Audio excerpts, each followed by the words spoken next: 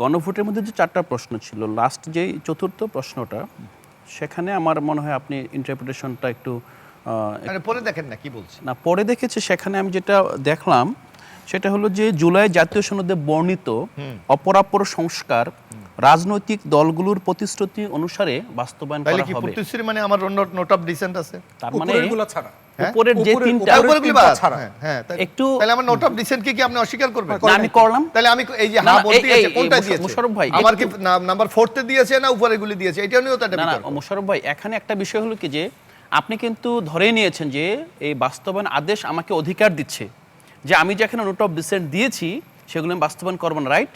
কে এই আদেশ তো আপনাকে একটা না, আমরা বলেছি সংসদ উপস্থাপিত হবে, সংসদ সদস্য যদি মনে করে আপনি যেটা বলেছেন মানে এটা অন্তর্নিহিত মিনিং হলো যে এটা আমাকে একটা সেন্স অফ রাইট দিচ্ছে, যে এটা তো আমাকে রাইট দিচ্ছে যে আমি আমার যে নোট অফ ডিসেন্ট আছে এগুলো আমি বাদ দিয়ে বাকিগুলো বাস্তবায়ন করতে পারবো। আমি আমার ম্যানিফেস্টোতে কি উল্লেখ করেছি? না না, ম্যানিফেস্টো এই প্রশ্ন শেষ, কিন্তু আপনাকে একই সাথে যেখানে আপনার চতুর্থ পয়েন্টে দিয়েছে কি যে এই তিনটা অলঙ্ঘনীয়, জনগণ যদি গণভোটে তিনটার ব্যাপারে ইতিবাচক রায় দেয় তাহলে তিনটা বাদ দিয়ে বাকিগুলো তো আপনি নোট অফ ডিসেন্ট এটা তো রিলেটেড কোশ্চেন, আপনি এটা রিলেটেড, হ্যাঁ, আলাদা করলে তো হবে না। এই তিনটা তো আপনাকে জনগণ রায় দিয়ে দিয়েছে যে এই তিনটা বাস্তবায়ন করতে হবে, এবং চতুর্থটা লাস্টে আমার চতুর্থটা কি আমাকে রায় দেয় নাই? আপনি তো চতুর্থটা নিয়েছেন। হ্যাঁ, চতুর্থটা নিলেন না, যে নোট অফ ডিসেন্ট আছে। নোট অফ ডিসেন্ট কিন্তু আপনি গণভোটের আদেশে প্রদত্ত অধিকার বলেই বলছেন যে আমার তো সে অধিকার আছে, তাহলে আপনি বাকি তিনটাকে কেন আপনি অস্বীকার করছেন? অস্বীকার আমি বাস্তবায়ন করছেন না, অস্বীকার তো আমি করছি না, অস্বীকার করে বাস্তবায়ন তো করছেন না। বাস্তবায়ন তো আমি আমার তো এগুলো অ্যামেন্ডমেন্টের মাধ্যমে আমাকে করতে হবে। না আচ্ছা ঠিক আছে, এটা আমরা আমাদের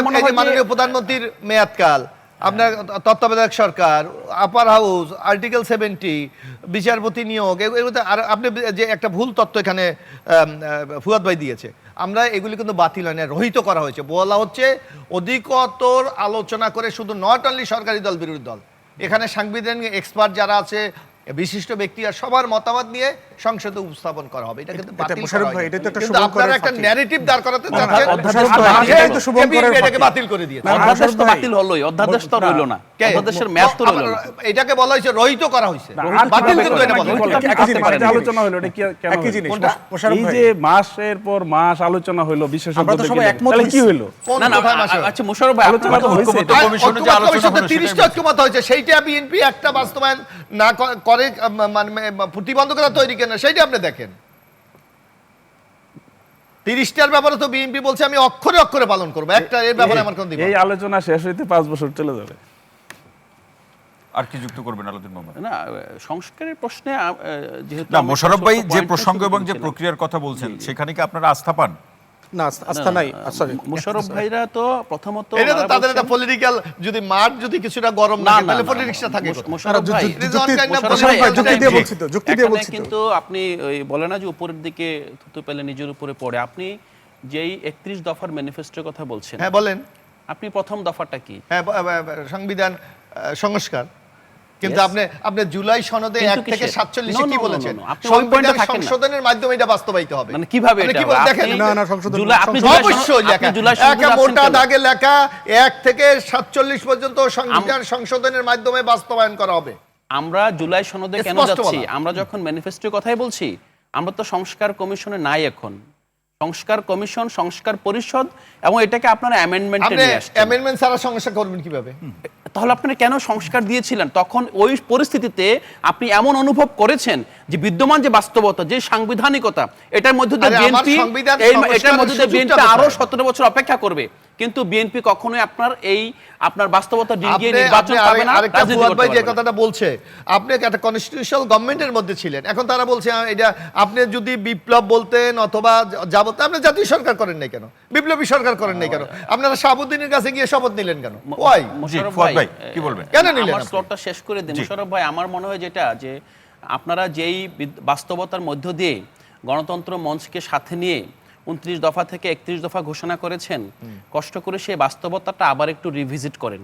বাংলাদেশে ভবিষ্যতে হয়তোবা আপনাদের জায়গা অন্যান্য রাজনৈতিক দল এখন যারা ইভেন যারা পতিত আছে তারাও কিন্তু সংস্কার চায়, যারা পড়ে গিয়েছে, এবং যারা সংসদের বাইরে আছে, যারা আপনার সরকারের বাইরে আছে, ট্রেজারি ব্রাঞ্চের বাইরে আছে, তাদের জায়গা থেকে কল্পনা করেন এবং ভবিষ্যতে 5 বছর পরে নিজের জায়গা থেকে চিন্তা করলে আমার মনে হয় আপনারা আপনাদের 31 দফা গ্রাউন্ড এবং 31 দফার কারণে এটা আমার প্রশ্ন না, এটা আপনারা জাতির সাথে কমিটমেন্ট করেছেন। আমি কমিটমেন্টে আমরা 100% না, আপনারা কিন্তু বারবার বলছেন এটা এনসিপি জামাত না, আপনারা জাতির সাথে কমিটমেন্ট করেছেন, জাতির সাথে আপনারা সেই কমিটমেন্ট বাস্তবায়ন করেন। আপনাকে একটা কথা বলি, আপনি জুলাই সনদে দেখেন, শুধু আপনার এখানে আছে কিনা বা ফুয়াদ ভাই তো ব্যারিস্টার মানুষ, স্পষ্ট বলা আছে 1 থেকে 47, তখন আপনি দেখেন নাই সংবিধান সংশোধনের মাধ্যমে বাস্তবায়ন হবে, তখন আপনি কেন বললেন না এইটা জাতীয় পরিষদের মাধ্যমে বাস্তবায়ন হবে? আপনি সেটা লিখে দিলে তো আজকে এই প্রশ্ন তোলার কোনো সুযোগ ছিল না। ফুয়াদ ভাই, দেখেন, সরকারের স্ট্যাটাসে আমরা বারবার বলেছি যে এটা একটা গণ অভ্যুত্থানের সরকার।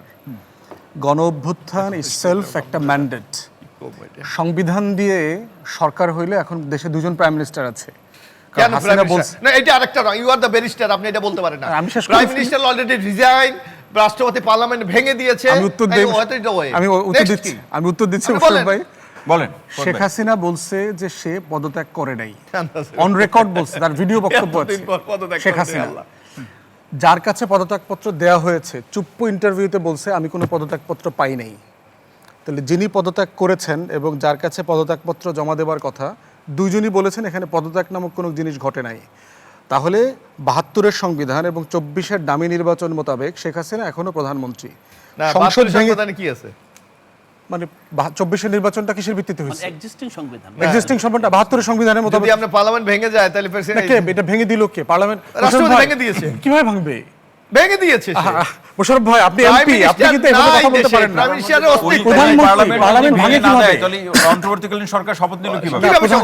প্রধানমন্ত্রী তো লিখতে হবে না পার্লামেন্ট ভাঙার প্রসেস? অন্তর্বর্তী সরকারটা আসলো কোথা থেকে? গণঅভ্যুত্থানের মধ্য দিয়ে আসছে, সংবিধান দিয়ে আসে নাই। আপনি সুপ্রিম কোর্টে গেলেন কেন 106? না, এটা তো কে লিখতে পারে? এটা তো একটা কনস্টিটিউশনাল স্ক্যাম, ফ্রড।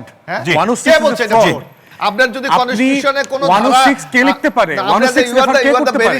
বাট আপনি আমার ভাই, আমি তো এইজন্যই বলছি বিভ্রান্ত করা ঠিক হবে। 106 কে রেফার করতে পারে? প্রধানমন্ত্রীর অফিস থেকে রেফার করতে হবে। জি, ফুয়াদ ভাই, কিভাবে করবে এটা? 106 এর রেফারেন্সটা কে পাঠায়? রাষ্ট্রপতি করেছে। কিভাবে পাঠাবে? এটা প্রাইম মিনিস্টারের লাগবে না? প্রাইম মিনিস্টার নাই আমার, তো সে তো রিজাইন করে নাই, তাহলে এটা তো বলতেছি আপনারা 72 সংবিধানের যে গারাকলে আছেন, এটা আপনাদের জন্য ভয়ঙ্কর হচ্ছে। ফুয়াদ ভাই অসংখ্য আচ্ছা, সংস্কার আর এটা আমরা পরবর্তী পর্যায়ে শুনি।